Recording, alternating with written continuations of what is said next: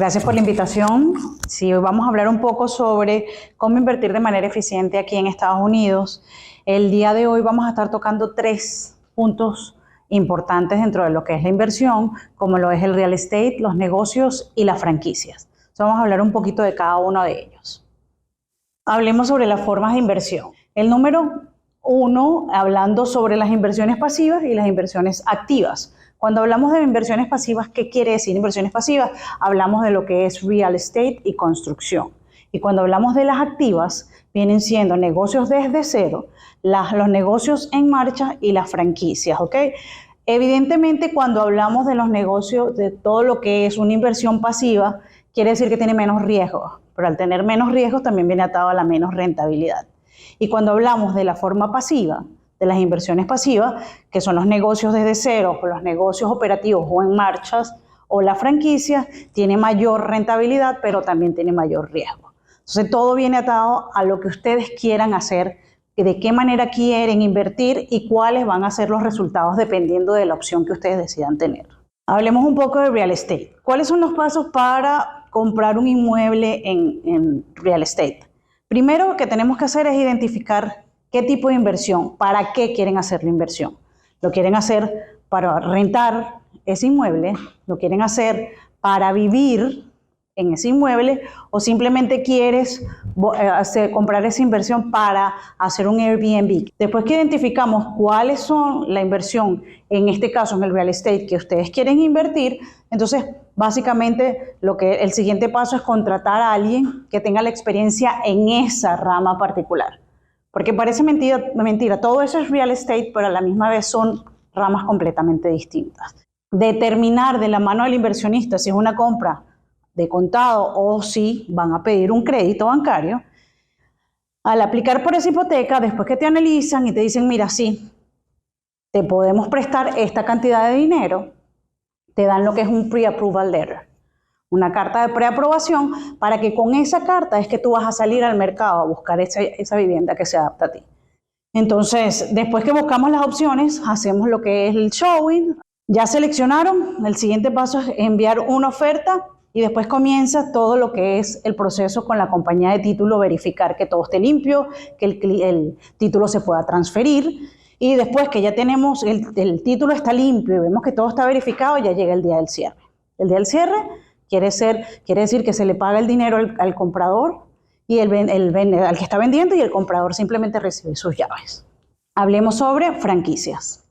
¿Cuáles son las ventajas de una franquicia? Las ventajas de la franquicia vienen siendo, evidentemente, es un negocio probado, tiene un reconocimiento de la marca, tiene una estructura de lo que es todos los procesos y procedimientos dentro de ese negocio, que te va a decir cómo se maneja ese negocio. Es un know-how. ¿Qué quiere decir know-how? Es el saber hacer las cosas. En este caso, las franquicias sí tienen tiempo. Firmas un matrimonio por un periodo de 5, 10 años. En esos 5, 10 años van a estar analizándose ambos. Tal cual un matrimonio. Ambos van a estar si me gusta o no me gusta. ¿Por qué? Porque hay una serie de normas, procesos y procedimientos que tú como franquiciado tienes que seguir.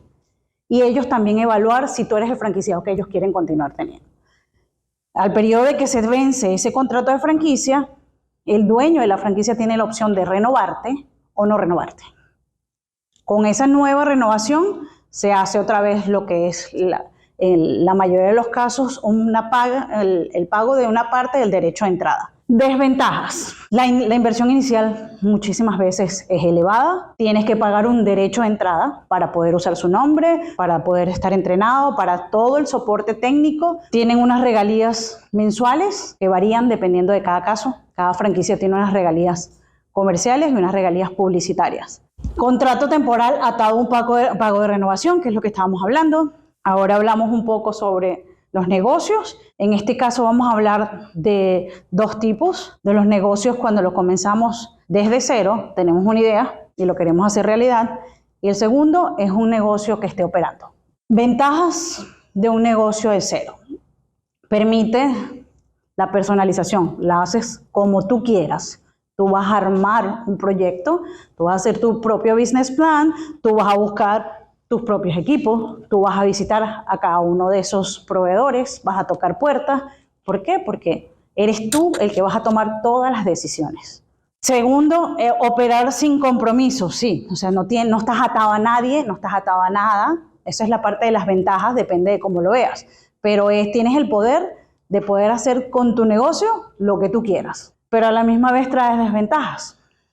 Como por ejemplo, tienes un riesgo más grande porque estás solo, estás entrando en un mercado que no conoces. Evidentemente, todo es ir viendo si te va a ir tan bien como tú piensas. No tienes la ayuda de nadie que te guíe, pero también tienes una inversión inicial que no vas a saberlo hasta que vayas en el camino. El tiempo de ejecución es por lo general mayor, te consigues con muchas cosas que no puedes predecir. El desconocimiento del mercado.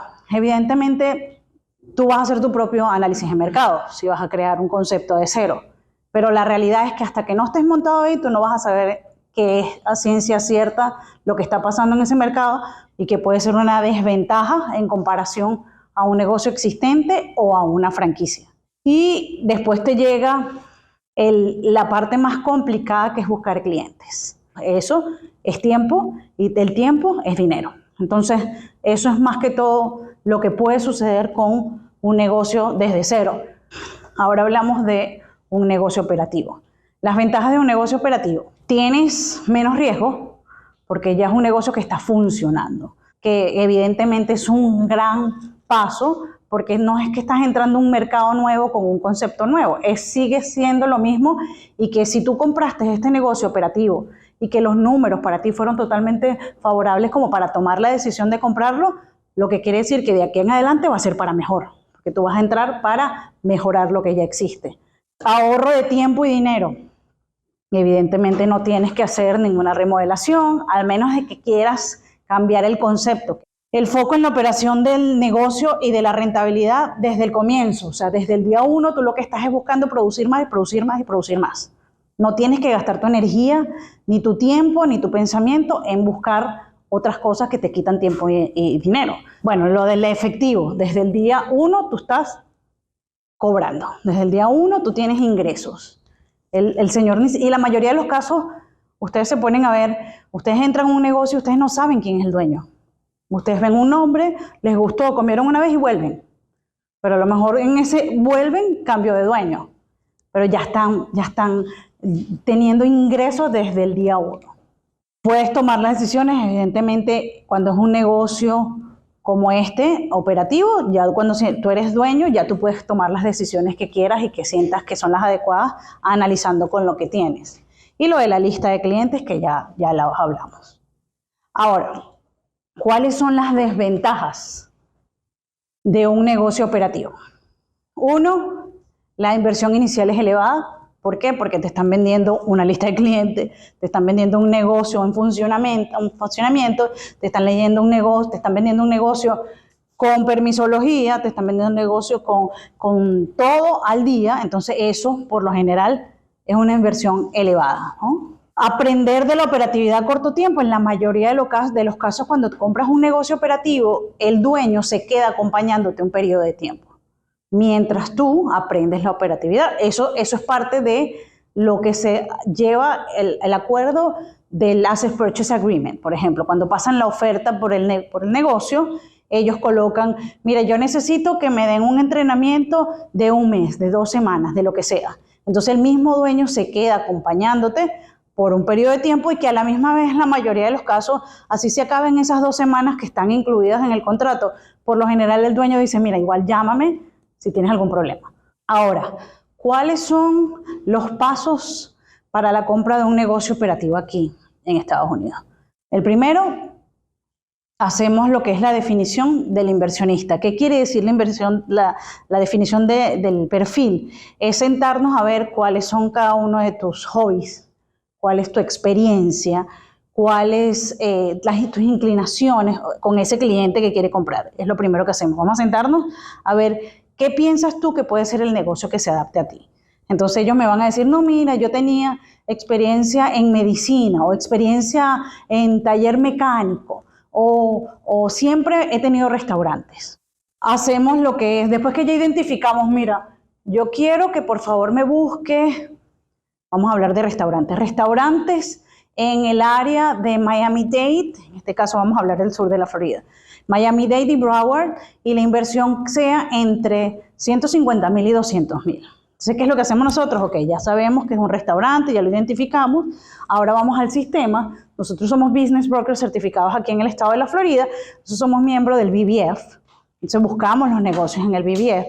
Ya dentro de esta plataforma del BVF solamente están los que son brokers certificados, entonces es mucho más fácil trabajar con ellos porque ellos saben, o sea, no es una perdedera de tiempo, todo lo contrario, son gente profesional que te ayuda y que buscamos la manera que sea fácil para los dos conseguir ese negocio, ellos para, ponte, si ellos tienen el listing y yo tengo el comprador, buscar la manera de que esa negociación se dé de la mejor manera posible, de que sea grata para ambos lados. Se les presenta a ustedes las opciones que ya pudimos conseguir con las características que hemos conversado y hacemos lo que es la selección del negocio. Decimos, mira, me gusta este restaurante, entonces el siguiente paso viene siendo, vamos a solicitarle información al que está vendiendo. Queremos saber más de este negocio.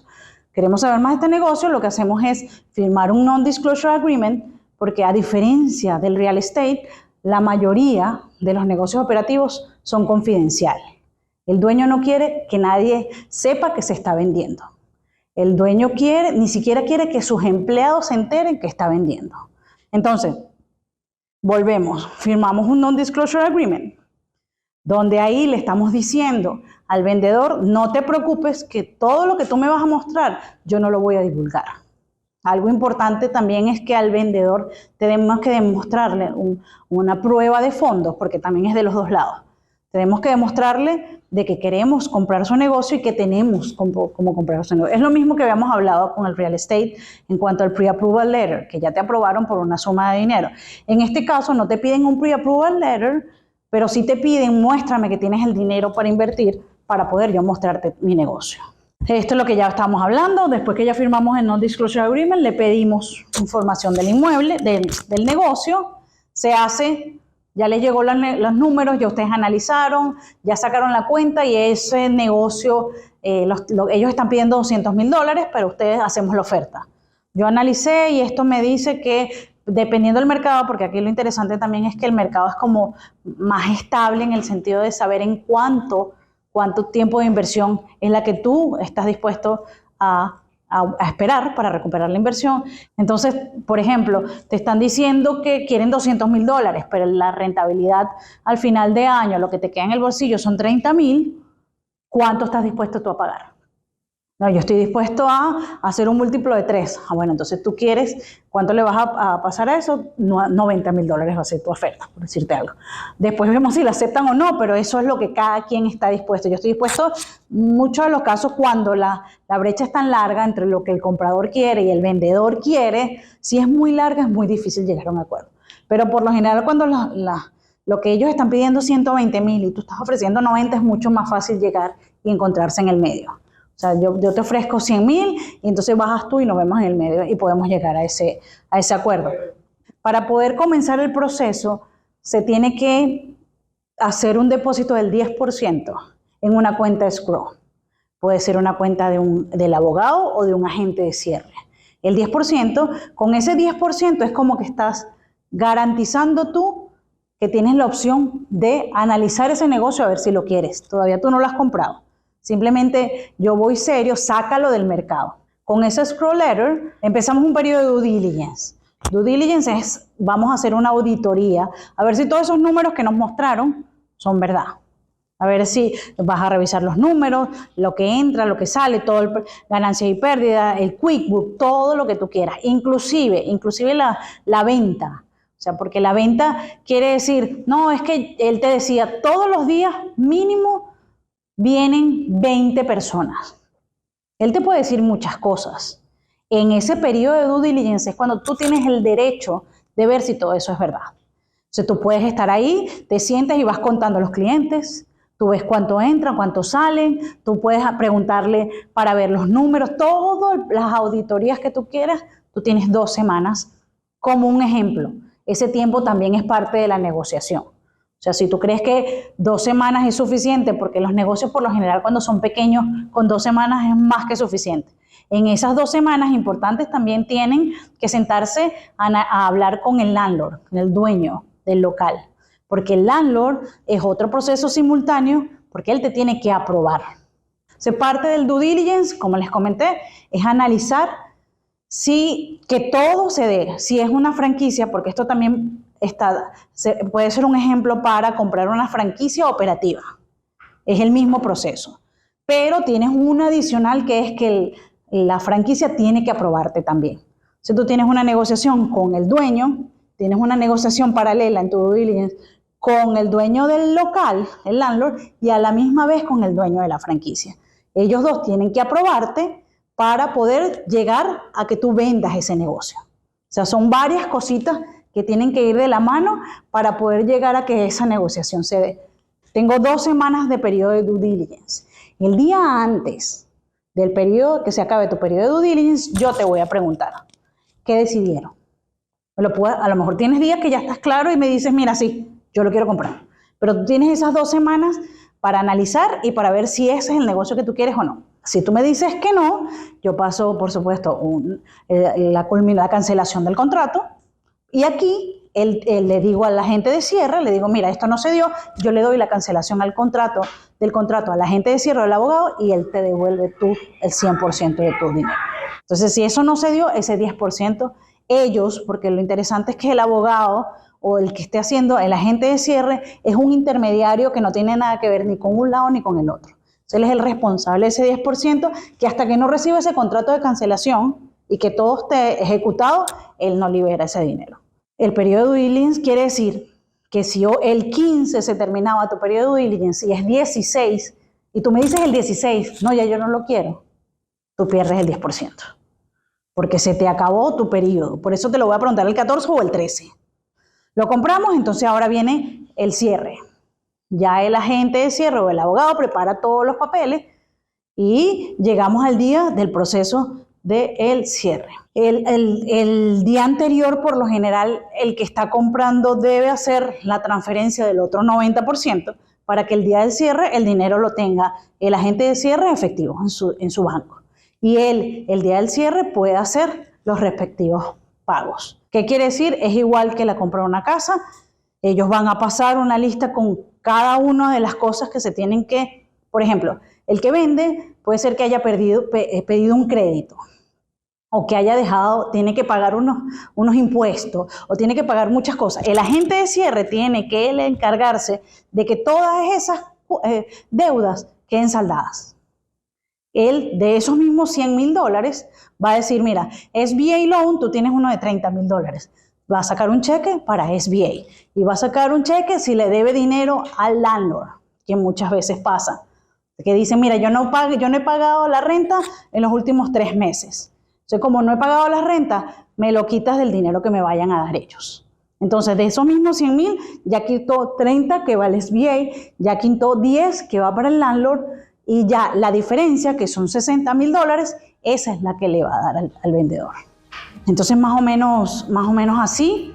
Eso es todo por ahora.